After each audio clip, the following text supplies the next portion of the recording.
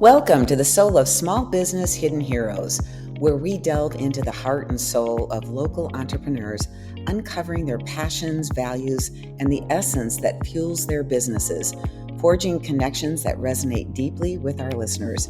Join us as we shine a spotlight on the unsung heroes shaping our communities one heartfelt conversation at a time.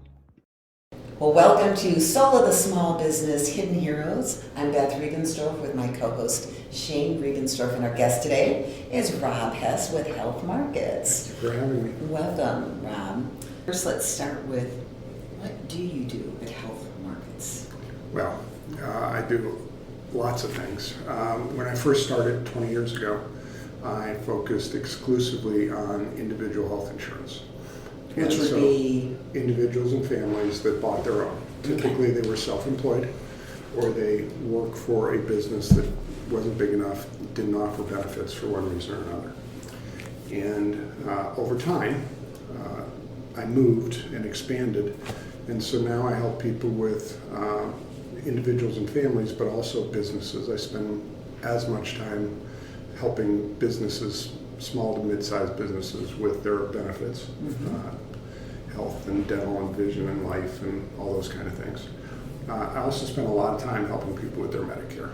I love helping Thank people God with you their do. Medicare, right? But people ask me all the time, don't you get frustrated with it? Isn't it complex? And the answer is yes, but I love the people.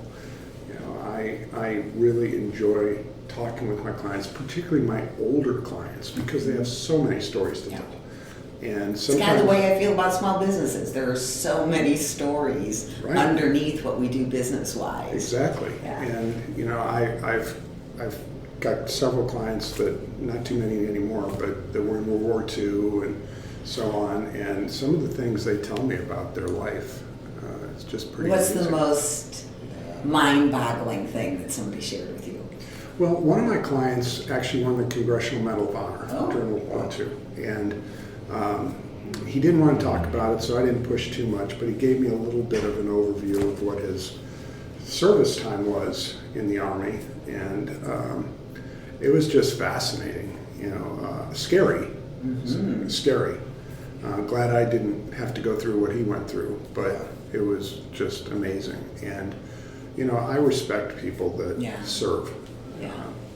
How did you get into Health Markets or into the insurance game? Well, that's an interesting story too. I mean, I've been self-employed or working for a family business since I was a teenager. And I sold the business eventually in 1993 to a company here in Scottsdale, and I moved out here. And I stayed with them for about 5 years. I left and went into a different business for a while, and I eventually got into a retail business. I owned a Christian bookstore for a number of years. Did not know that about you. See that? Surprise. And I had to close it down. And I didn't know what I wanted to do. I had been working full-time for about 35 years at that point, and I was tired. So I got recruited.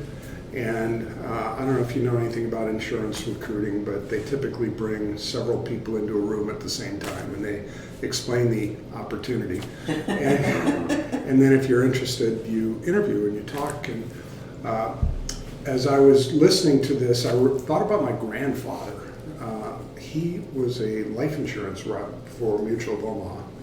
And I never saw the man work. Never once did I see him work. Never did I hear him talk about work. But he was always very comfortable financially, and he had free time. And I thought, I'd love a lifestyle like that. And so I got into it because I thought it would be relatively easy, not too taxing. And sure enough, when you get into anything that's sales related, I worked my tail off to get established. Which is not what I was expecting, to be honest with you, but that's what happened. And it got easier and easier, but I started because of my grandfather. And it was health related, and I've been in healthcare since I was a teenager. The family business, the one I eventually bought, was healthcare related. So you've been in healthcare for a long time. Long time. Long time. What's your favorite part of it? Well, my favorite part of what I do today is helping people. You know, can be a very complicated subject, especially somebody that's coming from, let's say, a workplace insurance plan, right. And they never really investigated. They don't know how it works. They don't know why the pricing is what the pricing is, how the benefits so work. much to wait because they're told, sign this form and we'll enroll you in our health insurance. And then they just take what is given to them. Now, so many people are buying their own insurance, and more small, mid-sized businesses are offering insurance. But they don't really understand how it works. They don't even necessarily understand the terms, you know, copay and co-insurance and so on. And so I enjoy breaking it down to in a way that they can understand it. They can see how it works and how it benefits them and how one plan is a better choice over another. And businesses, when it comes to the businesses, oftentimes they come to me and say, you know, I really think I need to do something to keep my employees happy. And so, but they don't know what they want to buy. Of course, they want to spend as little as possible because it's money coming out of their own pocket. And so we work through the similar things, but we're also a little more focused on the greater good, if you will, not just their own personal needs. Let's talk about the young people. What would you wish that they knew about healthcare? Well, I wish everyone would realize that we don't know what's coming our way. That even if we're perfectly healthy today, there could be a day where the doctor says, you're not so healthy all of a sudden. And you need something for that contingency, even if it's just catastrophic kind of insurance, so that you don't go bankrupt if something happens. Yeah. I mean, there are plans out there that have high deductibles. They're 100% after that. And those are so much better than having nothing. And what does something like that cost? Well, it depends on the age. For someone like Shane, it would probably be like $150 a month. And you know, it's just that people say, I'm perfectly healthy today. I don't go to the doctor, especially young people. Well, young women go to the doctor, but young men don't go to the doctor. And so they don't see the value for it. Right. But then, God forbid, they're in a car accident. Exactly. Or they get diagnosed with something. Right. Yeah. They need it, and they might not be in a position at that point. It could be timing, it could be the situation, that they can't enroll. Right. And so they're at risk financially. And that's what insurance is all about, is managing risk. Today's healthcare environment, health insurance environment, is significantly different from when I started. We've got the Affordable Care Act, we have alternative plans. And the Affordable Care Act was a blessing to so many people. But the way it's evolved, at least here in Arizona, is that we have a lot of options, but they're all network-based. They're very network-based. Most of the plans are HMOs. And a lot of people have never experienced an HMO. They've heard horror stories of what HMOs were like and how they restrict care and all that, but that's not true. They do provide everything they need to provide. The situation, though, is that you have to make sure that you're receiving your health care through the network with providers. So if your doctor's not part of the network, you might have to find a new doctor. Right. Right. But let's face it, I'm on a plan through my wife's employer. It's a PPO, and I do everything I can to stay in network because the cost to go out is horrendous. It's prohibitive. And so even though I can go out of network, I don't. Because it costs. Unless I have to. Do you find that that there is restricted doctors or levels of doctors or services that are in the network? Obviously, certain people have a doctor or a provider that they enjoy going to, and if they're not in the network, is that service quality the same, or do they? Well, there are very good doctors in every single network. I mean, my wife's a physician, and she's in almost every network, and so I'd say yes. That's very familiar with what she does. However, people get attached to doctors. Primarily, their primary care doctor, dentists for some reason. Oh my God, people will not switch dentists. And specialists, of course. But then there's some specialties that they see once a year or once every few years, or people say, well, I had a surgery 3 years ago. I'd like to be able to go back and see Dr. So-and-so. Well, they may never see Dr. So-and-so again for any reason, right?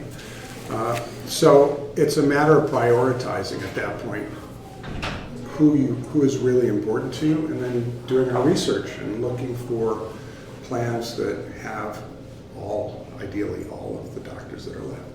I feel like all doctors have different, they're all individuals. They have different opinions, they have different strengths and weaknesses, and probably why people get attached to them. They like a certain doctor, they've been around them enough, and maybe they don't know this other doctor, and they're not comfortable with them. So, well, hey, I just had my annual physical the other day, and I love my primary care doctor. But he's going to retire in a couple of years, and it's like I'm already starting to think of who am I going to go to? That brings me to thinking about what if somebody's looking for somebody, like people come to us all the time saying, who do you recommend? Who do you refer? That's a good thing. Right. But what should people look for when they're choosing an insurance agent? Well, I mean, first and foremost, people do business with people they know, people they like. So you want to do business, you want to pick somebody that you can get along with. Because assuming everything goes well, you're going to stay with that person for a while. Right. You know, you don't want to switch doctors every year. You don't want to switch real estate agents every time you have a transaction. Same with insurance. In my opinion, you want to pick somebody that's a broker, somebody that represents a lot of different companies to give you an option, rather than someone that they call it captive brokers that works for the insurance company, and they only represent that one insurance company. Right. So the benefit of the broker model? Well, I'm licensed in, I don't even know how many states right now, 15-ish states, and I represent 80-some insurance companies between those states. And between the insurance companies, I probably represent close to 500, 600 different plans. Right. So I have options to offer people. I have choice, and that's the benefit of a broker. Well, and the other thing is pick someone that has experience in the line of business you're looking for. You know, I spend a lot of time helping people with Medicare. It's one of my three primary pieces of business, and there are a lot of people can sell Medicare, but they don't necessarily understand it or how it works or what's the difference between company A and company B. So make sure you pick somebody that has knowledge and experience with whatever it is that you're seeking. You know, people come to me with all sorts of things that they think are important. And when we talk about health insurance specifically, there are options available not only in companies and networks, but if you've got a family history of cancer, or if you're just an accident-prone person, there are other kinds of plans that we can put together into a package that will give you better coverage. For example, I talked to a client just the other day that said, you know, I've never been sick a day in my life, and I don't want to spend any money. What can we do that's cheap? And so we talked about one of these high deductible, catastrophic type plans. And I said, but what kind of lifestyle do you live? Well, they're pretty active. They hike, they mountain bike, they do these kind of things. I said, why don't we pick the cheapest catastrophic plan we can that you're comfortable with, and we buy a small accident plan that will cover your deductible or will cover some of your costs if you have an accident. You know, you're not worried about, oh my God, I'm going to get cancer. You're worried about if I hurt myself. So let's prioritize that. It's an industry that it's not out there. There's not a lot of, you have to go searching for the information. You have to, go look for it, research it to really understand it. It's not something that is mainstream, I feel like. Well, except for the people that, work for a company and they get their insurance provided, but for someone like us who, is independent, we have to think about those things. And, I appreciate the fact that both of you let me help you with your insurance, but, to be quite honest, you could have done that by yourself. You could have. The information's available, it's on the website, but why should you? To use a broker or an agent doesn't cost you anything. And you can piggyback off our experience in the market. And hugely. It's that you can have the data but it's the meaningful interpretation of the data That's true. that is valuable. So your interpretation is much more meaningful than us for the first time trying to understand Read it. a document that outlines the... And then go through 600 of them. Right. What's some things about Rob Hess that folks don't know? Well, I'm married. I have 4 children of my own, 3 from my wife, 7 grandkids. So I like family time, clearly. As far as outside of that, I like to hike, like to cook. I do a lot with my church. You're right. I'm very involved in church, and that's a full life for me. So along the lines of inspiration, I'm curious, who have been the inspirations that have contributed to your success? Well, the thing that comes to mind when you ask the question is a long time ago when I was getting my MBA. Now, something else we didn't know. You have an MBA. There you go. Warren Buffett came and talked to my class. He spent the day with us. Oh, wow. And we broke for lunch, and when we were coming back for the afternoon session, I saw him walking across the quad. And he bent down and picked up a coin. And so I asked him about it later, and he said, I can't do his voice well, but he basically said, "Son, that's the beginning of my next $1 billion." And I thought, don't. I had a pastor. I love that. Right? I had a pastor that used to tell me, when you're hunting for elephants, don't forget to shoot the rabbits. So take the low-hanging fruit when it's available, but don't lose sight that there's something greater out there that you can accomplish. All of my business comes from referrals. And I'm perfectly happy. I don't need to work any harder. I don't need to have any more business. I'm very busy. And I'm the number 2 insurance agent in the United States for my agency for group health insurance. I'm number 11 for individual health insurance. And, I rank up there, so I do well. But I've gotten to the point where I value being my personal time as well. So, but I've answered phone calls when I'm on vacation. Because you have relationships with people and you know them. Right. So from the client's perspective, you working only on referral and not having to chase leads and chase people down, valuing your personal time, how does that translate into a benefit for them? I have my thoughts on how that translates. Well, I think people aspire to that, for one thing, in their own personal life. So when they see somebody that has achieved it to some level, they admire that. And in my particular case, my clients know that I will do what I can to help them, no matter what I'm doing. I mean, I called somebody from the beach in Cabo the last time I was there. I was in Puerto Rico a few weeks ago, and I took a few phone calls that I knew were important calls. So one of the things that I like about people that run their business that way is I know that you're not starving for the business. Right. That you're not going to recommend something that isn't necessary or isn't a good fit. Right. And that you take the time and you demonstrate the care to actually understand people so that you can create a good strategy for them. Right. And really think about and go through, like you said, the one like, oh, maybe you should think about this. That's a huge benefit. Yeah. Well, I mean, there's some lines of business I represent, like small business, group business insurance, that I get paid more the bigger the client is, right? You can buy that kind of insurance if there's just 2 people, but for all intents and purposes, I make about $10 a month if I do a 2 or 3 person group. But I've got a lot of 2 and 3 person groups because I want to help the people that need the help, that ask me for the help. And there's usually a side benefit that comes out of that. I develop a friendship, or they grow to the point where they're a more valuable client financially to me, or they refer me to their friends. But for whatever the reason is, I just enjoy helping them. Any myths out there about the industry? Well, sales in general, insurance sales in general, people equate us with used car salesmen a lot.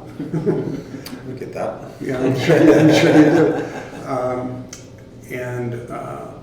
But nowadays it's not a difficult business to be in as long as you apply yourself, because the law says you have to have health insurance. Right.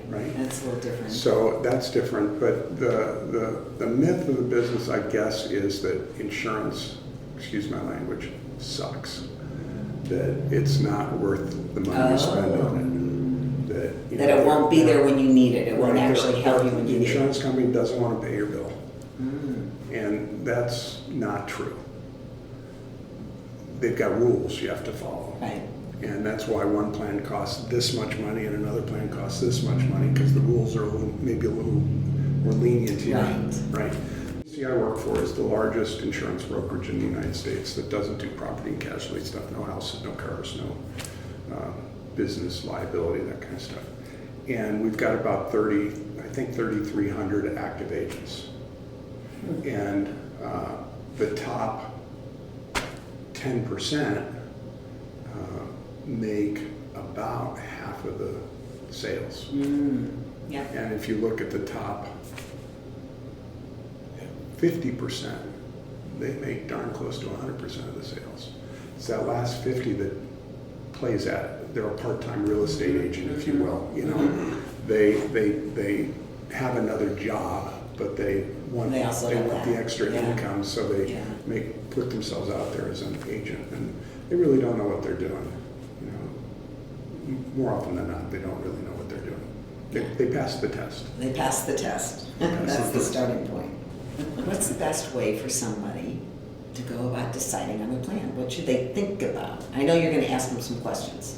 I'm going to ask questions, and the primary drivers for most people are, do my doctors participate in the health insurance? If we're talking about health insurance, do my doctors participate in it? What are the costs, premium costs, copay costs, things like that? And is it very easy to use? What kind of network do I have? Do I have to stay in network, or am I allowed to go in and out if I need to? So those kind of questions, which are pretty standard, pretty basic questions, but a lot of people have never done this before, so they don't really even know those are the right questions to ask. Right. How does someone find out if their doctor participates in networks, or if they, these are things that I don't even know about my doctors. Well, you can call me. That's the easiest way. That's the easiest way. You can go to your doctor's website, okay, and they may have them listed. Just be aware that might not be completely updated. And with some companies, for example, they may say they accept United Healthcare. Well, there's probably, in Arizona, there's probably 50 different United Healthcare plans and different networks and so on. And so they may not be in all of them. They might be. And I'm assuming these things change, the networks and the doctor. Yeah. How often do they change? Well, a doctor can decide today they don't want to be in the network anymore. There you go. Yeah, it's a business decision, and but things like Medicare less frequently than things like individual health insurance. Group health insurance is fairly stable, but one reason or another, practice gets sold, which is pretty common nowadays, or the reimbursement doesn't meet their needs anymore, or they just want to slow down. There are doctors that just want to pare it down a little bit. So you do health insurance, Yeah. you do the Medicare, Yeah. there are other things that you do as well. Well, health insurance for individuals, families, as well as business, life insurance, Medicare, those are the three areas I focus on. But I help people with long-term care insurance, with disability insurance, things of that nature. I tell people with a smile on my face that if you have to stick a key in it, I can't insure it, but anything else I can pretty much help you with. That's one way to describe it. Yeah. Okay. So when somebody, if they've done it for the first time, or they're shopping, all kinds of reasons that they might be doing that, what can they expect? Say Shane says here, call Rob. You really need to talk to Rob. Well, first and foremost, I introduce myself and tell them how I got to them. Ask them what is it that they're looking for. Can they describe it? And a lot of times people will just say, well, I need life insurance or I need health insurance. Okay. What does that mean to you? What are you looking for? So you're going to guide them. I'm going to guide them. I have questions that will get them to think about what it is they're looking for and what they desire. But there's a fair amount of resistance and sometimes, delay, procrastination as one of those things that. Well, sometimes, and then you've got people that say, "Oh my God, I know I'm going to need this, and I'm going on Medicare in 6 months." In fact, I had a call this morning from somebody. I'm going on Medicare in 6 months. What do I do? And so we started that conversation. It's too early to help them, but I gave them some basic information on what to do, where to look to get. When is the right time for somebody to talk to you about Medicare? Well, it depends. If someone's receiving Social Security, they get enrolled in Medicare automatically, or if they're on disability, they may already be on Medicare. But if you're someone like you or me who isn't in one of those situations, you need to apply for Medicare, and you do it no sooner than 3 months in advance of your birth month. So if you're born in May, you would go March 1st, you can enroll in Medicare. And then it takes about 4 to 6 weeks, usually, for your card to show up. And then, but at any time during that period of time, we can talk about what the options are and start to narrow it down. Because it can be confusing. It can be overwhelming for people. So what are the times when you need to adjust your plan? What are the things that trigger that? Well, it depends on what kind of plan you're talking about. But if we're talking about Medicare, you can only adjust it typically during the annual enrollment period, which is October 15th till December 7th each and every year. And why would you want to adjust? Well, maybe the plan changed. And so the copay or the deductibles or the out-of-pocket maximums changed. Maybe your doctors have left the network or moved to it. Now they're in other networks. Or maybe you've had a change in prescription drugs, and we need to know what the cost is one plan compared to another. How would a change in medical condition affect someone's plan or future on a plan? Well, it depends what kind of plan they're on. If they're an individual plan or a Medicare plan, probably not so much. I mean, there may be a plan, this plan might be better than the plan they're on, but it's not hard to change because there's no medical underwriting and so on for most plans. So it's just a matter of saying, it's enrollment time, I need to switch from here to here, and then understanding which plan it is and enrolling. On life insurance, what is your recommendation for someone? When do you think it's a good idea for them to have life insurance? Should they always have it? 2 weeks old. All right. So immediately. Well, hey, Why is that? Well, you don't know what's coming down the road. And so that newborn, if we're talking about newborns, they may have a condition that nobody's discovered, or they may come at a young age. We all know somebody, or most of us know somebody that their child has developed diabetes at a very young age. For example, there are congenital things that come up. Life insurance, when I was a kid, life insurance was a common gift, if you will, from a grandparent. I remember that, yeah. And so what it does is it guarantees insurability, some level of insurance, no matter what may come in the future. A lot of people wait until they're parents or somebody close to them has passed before they start to think about it. And that's fine for most people. But if you want to be super safe, there are other strategies that make sense for you when it comes to life insurance. And it's not crazy expensive. I helped someone that was in their 20s just the other day that we bought $1 million policy, and it was less than $20 a month. People that have worked with you a long time, what 3 words would they use to describe you? What do you think they would say about you? Honest, integrity, and conscientious. Yeah, those are 3 good qualities to have in your insurance guide, in our insurance guide. And in all people, really. In all people, really, that's true, especially in a small business. Yeah.